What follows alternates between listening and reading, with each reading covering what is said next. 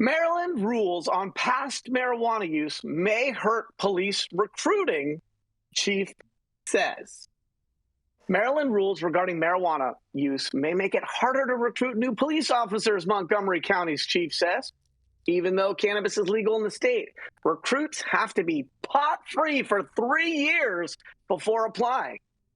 Having a legal drug become a barrier to increasing law enforcement seems like it's a bad policy, said Montgomery County Assistant Chief Administrative Officer Earl Stoddard. In a letter sent last April to the Maryland Police Training and Standards Commission, Montgomery County Police Chief Marcus Jones, the head of the Fraternal Order of Police and a county council member, asked the commission to modify its regulations. The commission agreed to conduct a study. I think in today's environment where we are with the legalization of cannabis that has now restricted law enforcement agencies, particularly larger agencies across the state, Jones said, and officials said they want to have more local flexibility on marijuana use in the hiring process. Once on the force, officers are banned from any kind of cannabis use. By comparison, D.C. police require recruits to be marijuana-free for 3 months before applying. It's a big issue, but it's going to become an increasingly larger issue as more people who have consumed with legalization consider policing. They realize they're ineligible, and that's when we expect to see a bigger drop-off in applications, Stoddard said. If the commission doesn't make the change, the county will work with lawmakers in Annapolis on possible legislation that could give them the flexibility they want. Montgomery County Police are down 175 officers. The department already offers a $20,000 signing bonus and plans to hire a firm, waste of taxpayers' money, to help with recruiting. Fairfax County Police say there is no specific ban on past marijuana use for its new applicants. They're handled on a case-by-case basis. This is Yarrow Kubrin, Friday morning, high at 9 News. Weed for the people. I would like to hear what my esteemed panelists of fellow guests have to think about this. Maryland. And it's not Marilyn Monroe we're talking about here tonight, you guys. Man, I mean, Yarrow, do you? I mean, I think the chief is overreacting on this, just a little bit, just a smidge. Well, look, if you're a police department and you're down 175 people, you've got a big deficit to fill in terms of abled, motivated bodies. And as society's rules change, so too do the qualification rules. And nobody is going to say that, like, a blunt is a tactical instrument. Like, I don't want my SWAT team rappelling down after just having 57 dabs. I get that. But I think that we need to continue to eliminate the stigma of cannabis use, because if they can have 57 shots of tequila on a Saturday night, and that's not a disqualifier. I mean, everybody needs a little vice, okay? And our civil servants are underappreciated, underpaid, and have very stressful positions. How are they supposed to take the edge off in their own time without risking continued employment or the opportunity? My feeling is if you have a call for public service, our job as a society is to make that as appealing as possible and to lower those barriers of entry and to hopefully attract the type of people that will be great representatives of law enforcement embedded in their communities and making righteous decisions as they help society to improve itself. So I got a quick story for everybody. Hold on. Go for it, baby. So I consulted for a group that got a license in Maryland, one of the first groups, and they turned an old tuna factory that used to make bumblebee tuna into a cannabis grow, and it just happened to be right behind the cop shop, okay? So actually, the cops became the security force that we used for the cannabis grow. Our entire security folks were all police. They took off their policeman uniform. They still had their gun with them. They came back and basically were our security. It was a symbiotic relationship with law enforcement because we needed the security to do what we were doing at the time. And I think there's an opportunity for that I see.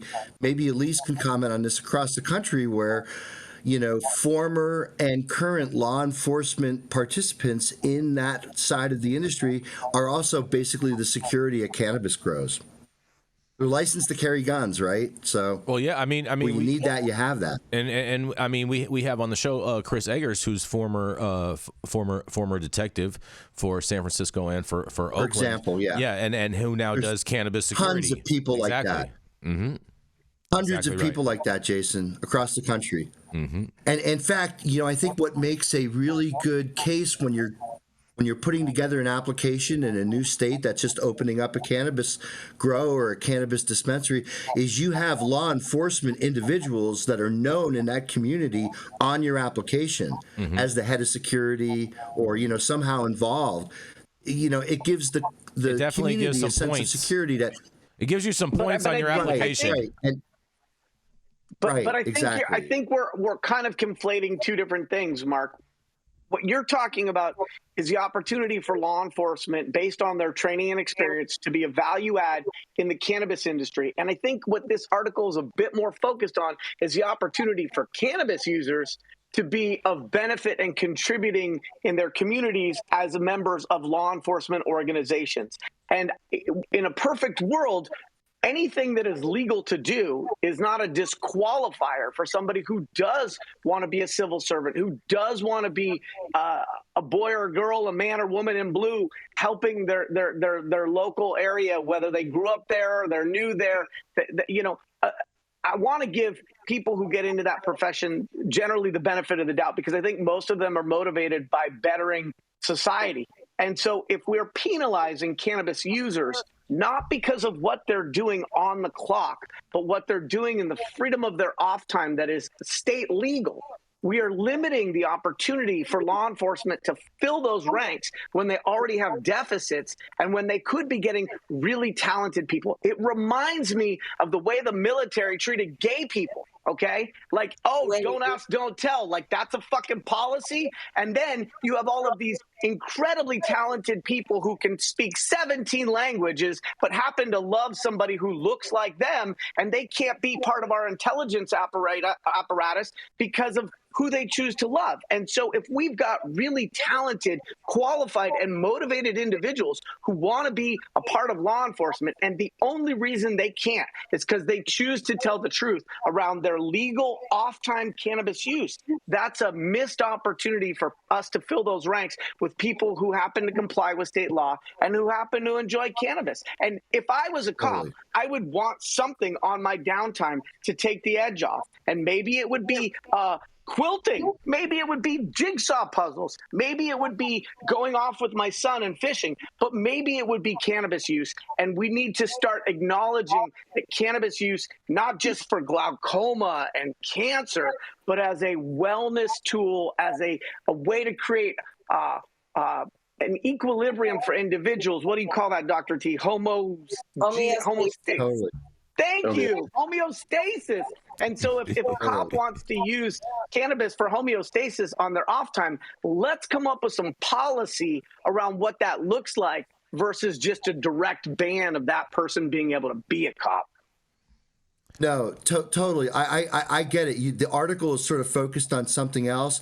But I guess what I'm trying to bring up is the symbiotic relationship that really law enforcement and security has with one another. Again, based on that skill set. But, I'll be honest with you. I remember having a conversation with one of those guys, big gun in hand, inside the grow, being teary-eyed, telling me about a sick grandmother in chemotherapy. And I'm moved now just thinking about it. Yeah. There's definitely a big there's a recognition by law enforcement that this is legitimate medicine because I have these examples in my family, right? Yeah, and that's on a case-by-case basis with each individual officer and their own individual experiences, but it definitely does work like that 100%. I've seen it happen numerous times with many different members of law enforcement throughout the years.